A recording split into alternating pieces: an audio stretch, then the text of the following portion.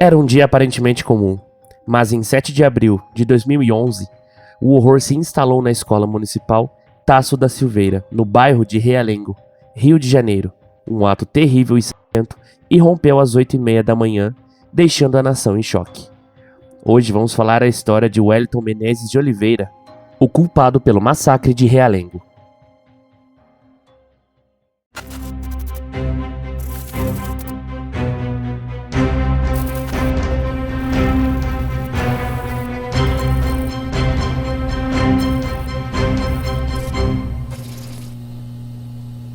Em um cenário de pura tragédia, um jovem de 23 anos, Wellington Menezes de Oliveira, entrou na escola com uma intenção maligna. Armado com 2 revólveres, ele lançou um ataque implacável contra os alunos inocentes. A crueldade de suas ações ceifou a vida de 12 jovens, com idades entre 13 e 15 anos, e deixou mais de 22 feridos, deixando a comunidade escolar e todo o país em luto profundo. Mas o que motivou tamanho ato de horror? Os detalhes obscuros por trás dessa tragédia ainda geram muitas perguntas. A nota de suicídio de Wellington e os relatos de sua irmã adotiva e de um amigo próximo pintam um retrato perturbador de um jovem reservado, vítima de bullying, imerso em pesquisas sinistras sobre atentados terroristas e grupos religiosos extremistas. O impacto dessa tragédia ultrapassou fronteiras, ganhando destaque nos noticiários internacionais e levando a então presidente do Brasil, Dilma Rousseff, a decretar 3 dias de luto nacional em honra às vítimas. Nesse vídeo, vamos explorar os detalhes chocantes do massacre de Realengo, buscando compreender as motivações obscuras por trás desse terrível evento e refletindo sobre como a sociedade pode trabalhar para evitar que algo assim aconteça novamente. Nascido em 13 de julho de 1987 no Rio de Janeiro, Wellington Menezes de Oliveira viveu uma vida marcada por acontecimentos peculiares até sua partida em 7 de abril de 2011, aos 23 anos. Desde criança, ele enfrentou desafios, pois foi adotado ainda bebê por Dicéia Menezes de Oliveira, sendo o caçula de uma família com 5 irmãos. A origem de sua história é ainda mais complexa, pois sua mãe biológica lutava contra problemas mentais e chegou a tentar o suicídio. Criado em um ambiente onde todos eram testemunhas de Jeová, Wellington também frequentou a religião, mas nunca aderiu completamente a ela. Descrito por aqueles que o conheciam, Wellington era um jovem calado, tímido e introspectivo, que evitava se envolver em encrencas ou desrespeitar as regras. Sua vida diária era preenchida com longas horas navegando pela internet, mergulhando em um mundo virtual. Esses elementos peculiares da vida de Wellington moldaram o homem que ele se tornou, e tudo isso desempenhou um papel no desenrolar do terrível massacre de Realengo, que chocou o país e ecoou pelo mundo. Segundo relatos de familiares, em uma entrevista concedida em 13 de abril, Wellington era conhecido por ser extremamente reservado e introvertido. Ele preferia se relacionar com pessoas apenas através da internet, tinha poucos amigos e pouco se envolvia com a vida familiar, passando a maior parte do tempo diante do computador. Sua adoção por uma mulher mais velha, já com mais de 50 anos, e a presença de irmãos já casados, resultaram em um tratamento diferenciado pela mãe, que imaginava que ele a deixaria precocemente devido à diferença de idade. Ela era considerada um porto seguro para Wellington, e a perda dela agravou seus problemas psiquiátricos, que já eram conhecidos pela família. Apesar de uma tentativa anterior de tratamento com um psicólogo, o rapaz acabou abandonando o acompanhamento. Embora tenha acompanhado reuniões das testemunhas de Jeová com sua mãe, que era muito religiosa, Wellington nunca se tornou um adepto da religião e não tinha qualquer ligação com os grupos islâmicos, ao contrário do que a mídia havia inicialmente informado. Após se desvincular das testemunhas de Jeová, ele chegou a buscar outras religiões, mas não demonstrou envolvimento com nenhuma delas. Em uma carta reveladora, Wellington compartilhou o sofrimento angustiante que enfrentou devido ao bullying na escola. Ele descreveu que um grupo o agredia impiedosamente, enquanto os espectadores zombavam e se divertiam com suas humilhações, ignorando completamente seus sentimentos. De acordo com o depoimento de um ex-colega, a crueldade chegou a níveis extremos quando certa vez, na escola, pegaram Wellington de cabeça para baixo, o colocaram dentro de uma privada e acionaram a descarga. Para tornar tudo ainda mais perverso, algumas pessoas instigavam as meninas a se aproximarem dele e a participarem do tormento. As meninas chegaram ao ponto de tocá-lo de forma inapropriada. Esses terríveis maus-tratos ocorreram em 2001, o mesmo ano em que o mundo testemunhou o devastador ataque terrorista de 11 de setembro, que, de alguma forma, se tornou uma obsessão para Wellington. Essas experiências traumáticas e a busca incessante por uma forma de escape foram elementos cruciais para o desdobramento dos eventos trágicos que culminaram no massacre de Realengo. Após o falecimento de Dona Dicea, os irmãos de Wellington decidiram investigar o conteúdo de seu computador, e lá encontraram evidências perturbadoras. Descobriram que ele estava realizando muitas pesquisas relacionadas a armamentos. Mais preocupante ainda, identificaram que ele havia adquirido 2 revólveres e um carregador rápido, além de ter participado de aulas de tiro.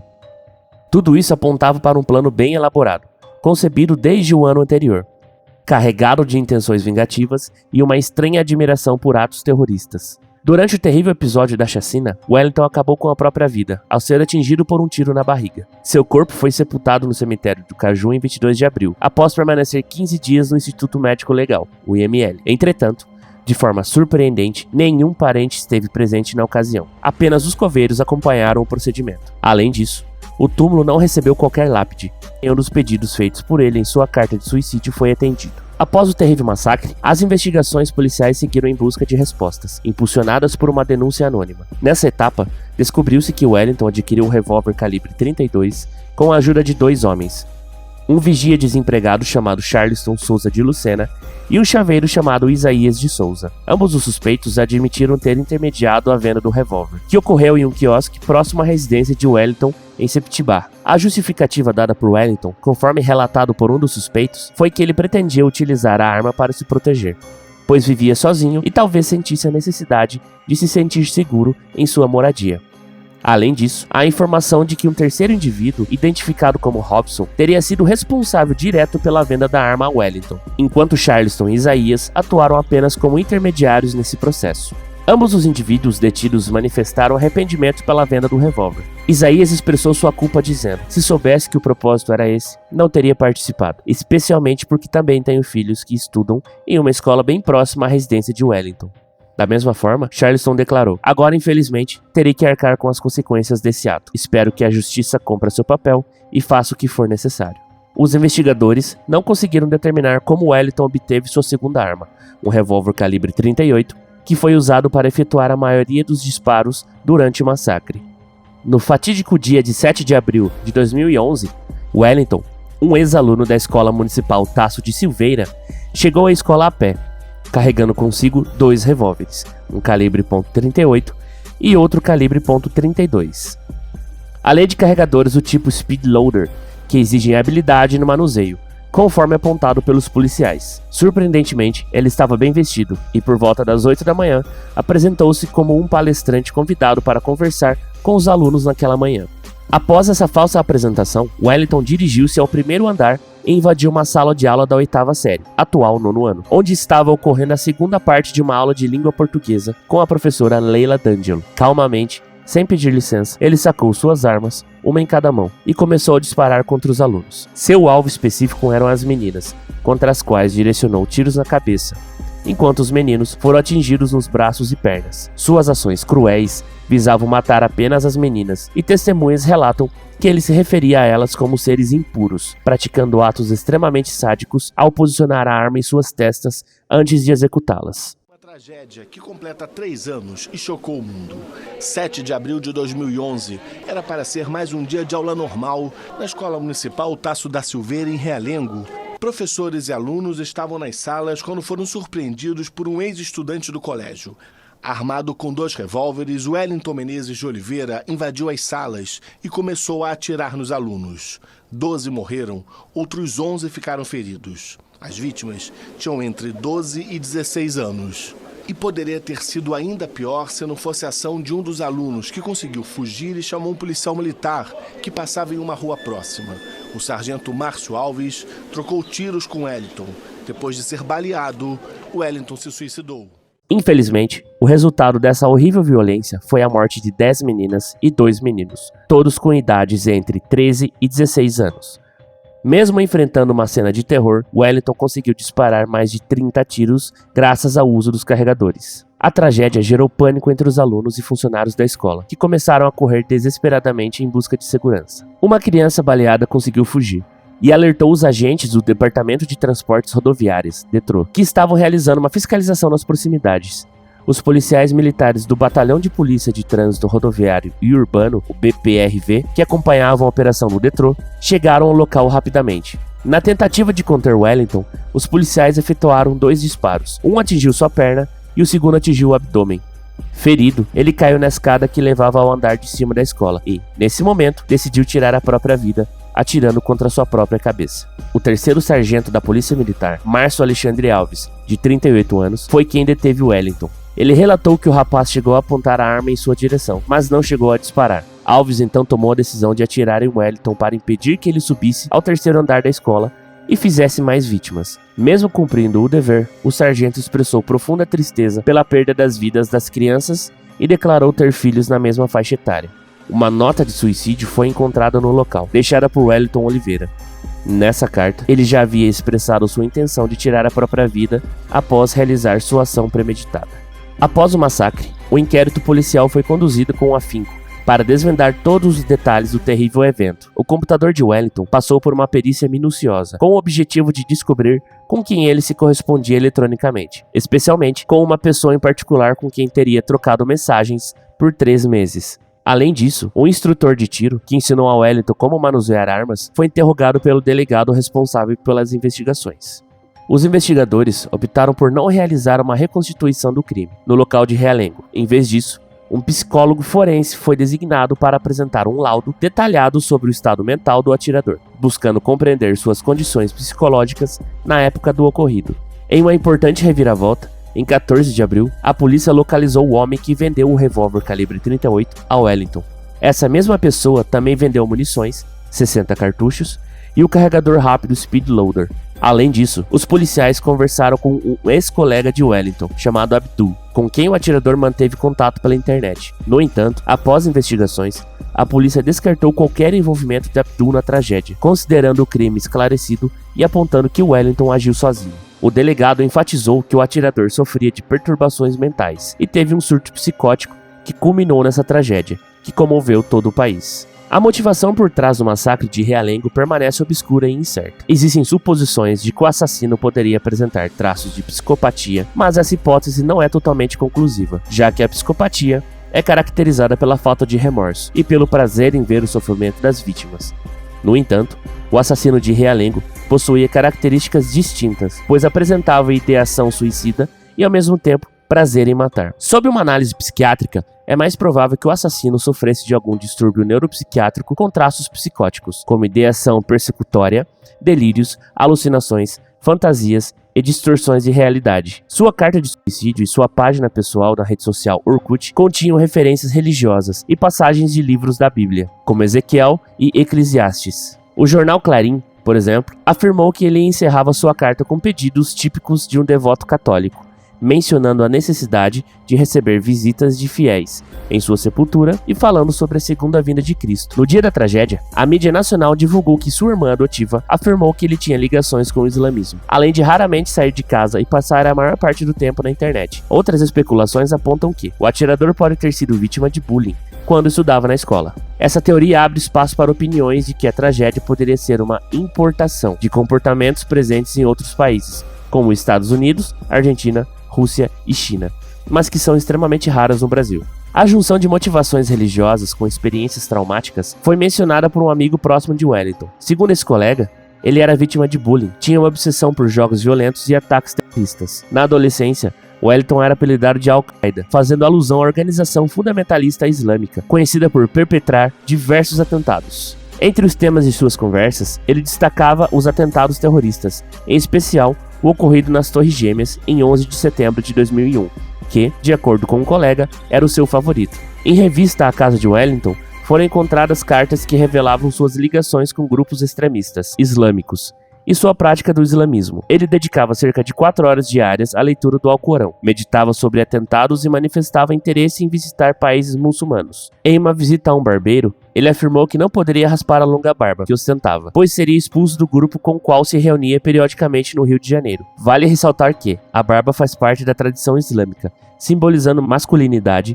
orgulho e atenção redobrada, além de ser há muito tempo um distintivo de reputação para os fiéis. No entanto, no momento do crime, Wellington não estava mais com a barba, e um comerciante da região que o conhecia bem afirmou que ele a havia raspado completamente na véspera do massacre. As cartas encontradas na casa de Wellington faziam menção a 2 extremistas com os quais ele supostamente mantinha correspondência pela internet. Um desses indivíduos teria afirmado que quase participou do atentado de 11 de setembro. No entanto, a polícia considera essa linha de investigação com cautela, pois acredita que essas supostas ligações com terroristas podem ter sido simples delírios do rapaz. Além disso, informações sobre seus vínculos diretos com o islamismo foram negadas posteriormente por pessoas próximas a Wellington e também pela União Nacional de Entidades Islâmicas do Brasil.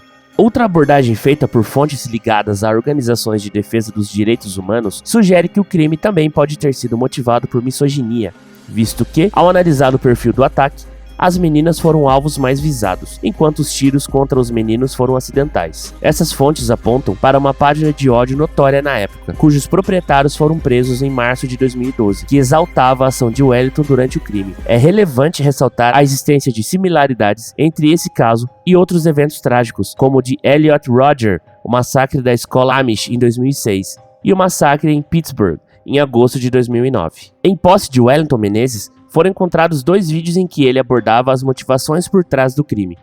No entanto, o discurso nebuloso do atirador, com indícios de que estivesse sob efeito de alguma substância, torna difícil compreender completamente suas intenções. Em suas palavras, ele menciona uma luta contra pessoas cruéis e covardes que se aproveitam da bondade e fraqueza de outros, incapazes de se defenderem. Ele enfatiza que essa luta não é exclusivamente sobre bullying, mas sobre vingar-se das humilhações que sofreu.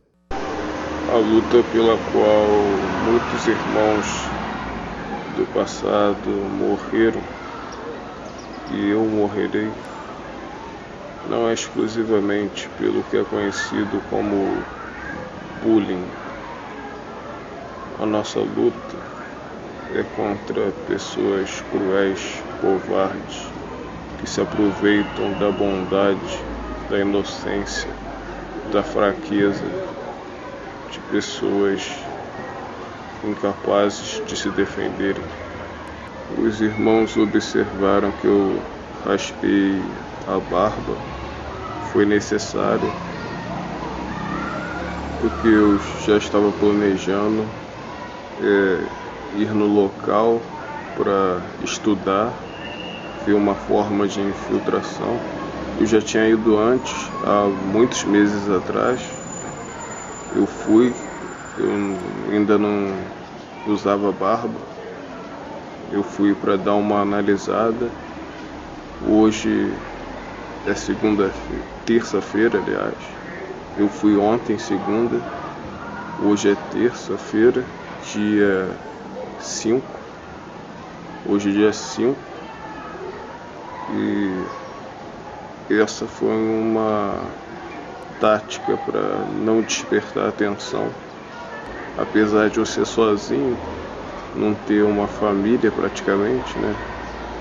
Eu vivo sozinho e não tem pessoas a dar satisfação, mas como eu precisava ir no local e interagir com pessoas, para não chamar atenção, eu decidi raspar a barba. A maioria das pessoas me desrespeitam, acham que sou idiota, se aproveitam de minha bondade, me julgam antecipadamente. São falsos e desleais. Descobrirão quem sou da maneira mais radical.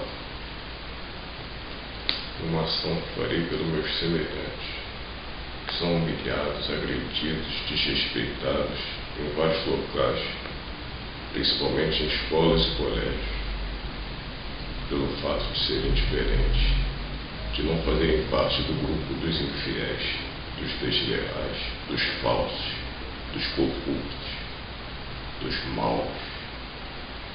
São humilhados por serem bons.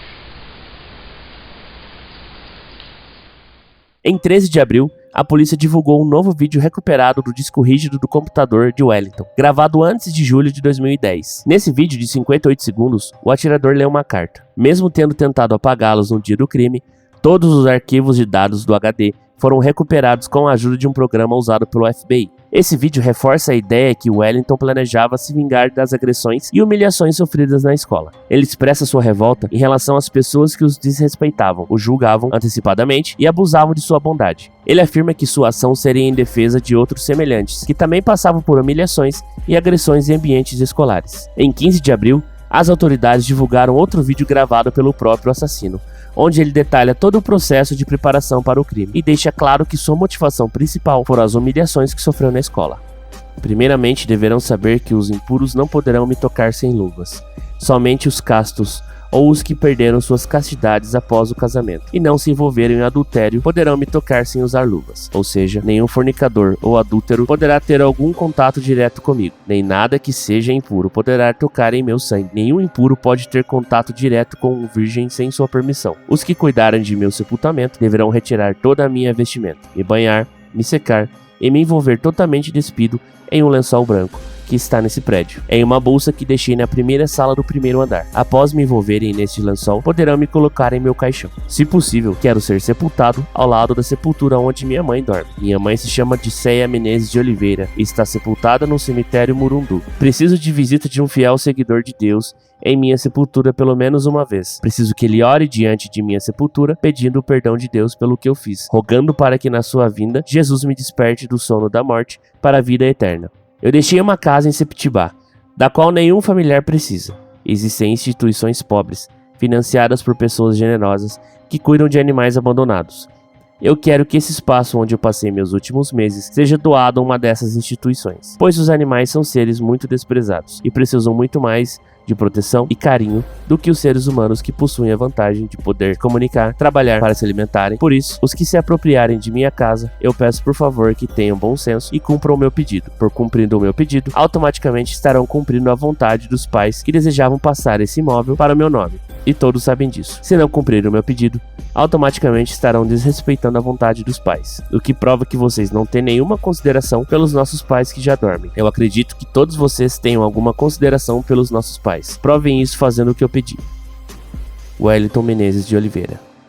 A carta deixada por Wellington despertou muitas análises e interpretações por parte de teólogos, psicólogos e especialistas em justiça. Embora o início do texto apresentasse citações comuns a diferentes religiões, alguns especialistas observaram que ele não trazia referências diretas a uma crença específica e não poderia ser considerado um discurso religioso autêntico. No entanto, a menção da palavra impureza e castidade reforçou um sentido conceitual religioso, levantando especulações sobre sua suposta ligação com o islamismo. O pedido feito por Wellington para que seu corpo fosse lavado e envolvido em um lençol branco, deixado por ele no edifício da escola, intensificou as afirmações de que o assassino teria relação com o islamismo, comparando sua carta às deixadas por suas radicais islâmicos, como a de Mohammed Atta, um dos terroristas do atentado de 11 de setembro de 2001. Em contrapartida, a Federação das Associações Muçulmanas do Brasil divulgou uma nota para esclarecer que Wellington não fazia parte da comunidade muçulmana. A União Nacional de Entidades Islâmicas do Brasil também afirmou que o atirador não possuía vínculos com a representação e a religião muçulmana, embora tenha reconhecido que seu pedido de sepultamento estava alinhado aos rituais islâmicos praticados durante o sepultamento de um corpo. Algumas vozes discordam da afirmação de que o crime esteja vinculado ao islamismo. O teólogo Leonardo Boff, por exemplo, argumentou que Wellington não estava ligado a nenhuma religião específica, mas sim à tradição judaico-cristã. Ele enfatizou que o autor da carta combinava elementos de várias religiões e era sincrético, observando que existem grupos maniqueístas até mesmo dentro do cristianismo. Boff explicou que o maniqueísmo está relacionado à busca por pureza absoluta e à consciência do pecado, onde Wellington desejava ser perdoado e buscar a vida eterna. Outro especialista, Eulálio Avelino Pereira Figueira, coordenador do curso de Ciência da Religião da PUC de São Paulo, afirmou que não existe nenhuma religião fundamentada no mal gratuito, perversidade ou crueldade. Ele argumentou que a mensagem no texto da carta era resultado do imaginário coletivo religioso. O psiquiatra forense da USP e colunista do Estadão, Daniel Martins de Barros,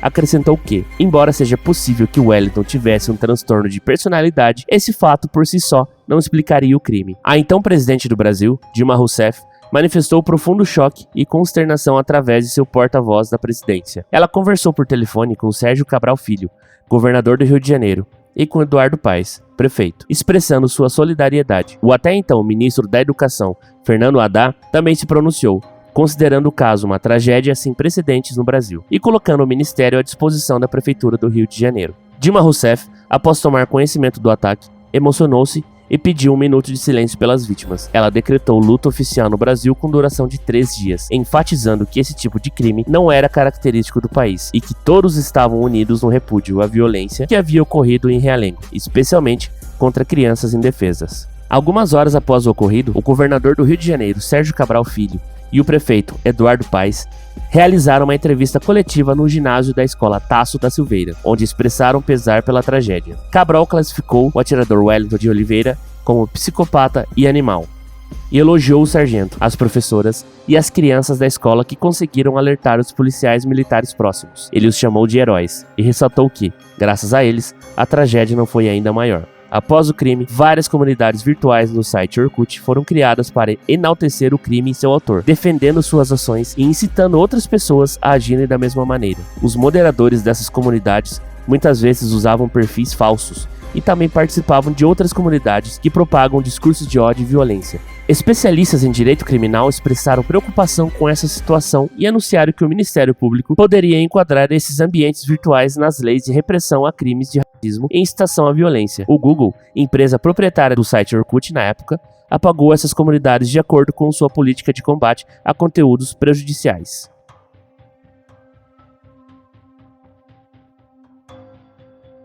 O HBO Max é conhecido por suas produções provocadoras e mergulhou fundo no caso do massacre de Realengo. O público esperava revelações chocantes e uma abordagem sem filtros para expor a verdade por trás do trágico evento. Contudo, o que ocorreu nos episódios deixou muitos de boca aberta, não pelos fatos divulgados, mas pela manipulação da narrativa. Em um dos episódios da série, eles acabam falando de um tema muito relevante nos dias de hoje, de como jovens são recrutados para grupos neonazistas, racistas do Discord, um tema totalmente válido. Porém, a HBO Max acabou acusando 2 youtubers inocentes de serem recrutadores de jovens para esses grupos. Um deles, chamado iSpeed, faz vídeos sobre o jogo Free Fire, porém, a HBO Max o apresentou como um dos aliciadores para esses grupos do Discord, alterando até mesmo suas palavras. Veja no vídeo a seguir. Rapaziada, desculpa pelo áudio estourado, tá aqui meu canal, tá aqui o que eu faço, você entra aqui comigo, eu te dou dinheiro. E a seguir, podemos ver que ele está claramente denunciando esses grupos e alertando todos os seus companheiros jogadores. Opa, fala galera, beleza? Bem, eu descobri um negócio no Free Fire que provavelmente é bem pior do que ver no Tinder pedindo nudes e bem. E mano, esse chat eu nem preciso falar que já abre espaço pra várias pessoas com más intenções. Até porque gente assim tá por todo lugar. E cara, o pior lugar que a Arena podia colocar um chat global era no Free Fire. Como se não bastasse, outro youtuber que aparece na série da HBO Max se chama Core, um canal gigantesco sobre games. E um dos jogos que ele joga é o jogo Five Nights at Freddy's, que é apenas um jogo de terror que fez muito sucesso durante os últimos anos. Porém, relembrando os tempos dos anos 90, o narrador da série diz que o jogo foi inspirado em um massacre, coisa que foi desmentida pelo próprio criador do jogo. E mesmo assim, as imagens do YouTube Core continuam na série. Eu nunca imaginei que nos meus anos de internet, ou nos meus anos produzindo aqui no YouTube ou nas redes sociais, eu nunca imaginei que eu fosse chegar a ser vinculado a uma coisa desse tipo. Eu nunca imaginei que eu fosse passar por uma coisa dessas. Eu tô preocupado com a minha família, mas eu tô sob efeito de muito remédio, de muito calmante, porque eu tô realmente preocupado com o que pode acontecer comigo. Agora podemos parar e analisar o perigo que isso pode trazer às pessoas que estão sendo acusadas, entre aspas. Core postou um vídeo recentemente, onde teme pela sua família e por sua própria vida, dizendo que seu canal foi alvo de acusações de que ele seria um dos aliciadores do Discord. O que a série da HBO Max falhou em fazer foi investigar a fundo e encontrar a verdadeira essência desses influenciadores. Em vez disso, optou por uma narrativa sensacionalista, atraente para o público, mas devastadora para os youtubers envolvidos. A pressa em julgar e a busca pela audiência obscureceram os princípios básicos do jornalismo investigativo. Esse caso serve como um lembrete poderoso do impacto das narrativas em nossa sociedade. O que acreditamos ser verdade pode ser moldado e manipulado por interesses diversos. A série do HBO Max, ao distorcer os fatos sobre os youtubers, nos mostra como é essencial questionar e investigar as informações que consumimos. Os 2 youtubers, alvos dessa narrativa deturpada, têm o direito de ter sua verdade revelada. É o nosso dever como espectadores buscar a justiça, espalhando a verdadeira história e exigindo que o HBO Max assuma a responsabilidade por suas ações. Não podemos subestimar o impacto que uma narrativa bem contada pode ter sobre nossa percepção da realidade. Ao questionar e investigar as informações que consumimos, podemos garantir que a verdade prevaleça. O caso dos youtubers injustiçados pela série do HBO Max nos lembra a importância de protegermos a verdade e permanecermos vigilantes contra a manipulação da informação. Esperamos que esse vídeo seja um chamado à ação, incentivando a busca pela justiça e a valorização da verdade em todas as formas de mídia. Juntos, podemos promover uma cultura de responsabilidade e transparência na narrativa, garantindo que a história seja contada com precisão e justiça. Concluindo esse vídeo, é importante lembrarmos que o massacre de Realengo foi uma tragédia que deixou marcas profundas na sociedade brasileira. Perder vidas tão jovens e inocentes é algo que nunca será esquecido, e é nossa responsabilidade honrar a memória das vítimas, buscando compreender e aprender com os acontecimentos desse dia sombrio. É fundamental que continuemos a debater questões como o bullying, violência nas escolas e saúde mental, buscando formas de prevenir tragédias como essa no futuro. A educação, o diálogo e o respeito são fundamentais para construirmos uma sociedade mais justa e empática. Nossa esperança é que, ao abordarmos esse tema delicado, possamos conscientizar e sensibilizar cada um de nós para que os atos de violência e ódio jamais se repitam. Que as vítimas de Realengo sejam lembradas não apenas pelo trágico fim que tiveram, mas também por serem símbolos de uma causa maior, que é a luta por um mundo mais seguro e inclusivo para todos. Agradecemos a todos que acompanharam este vídeo e convidamos vocês a compartilharem suas reflexões e pensamentos nos comentários. Juntos, podemos transformar a dor em esperança e trabalhar para construir um futuro onde a paz e o respeito prevaleçam.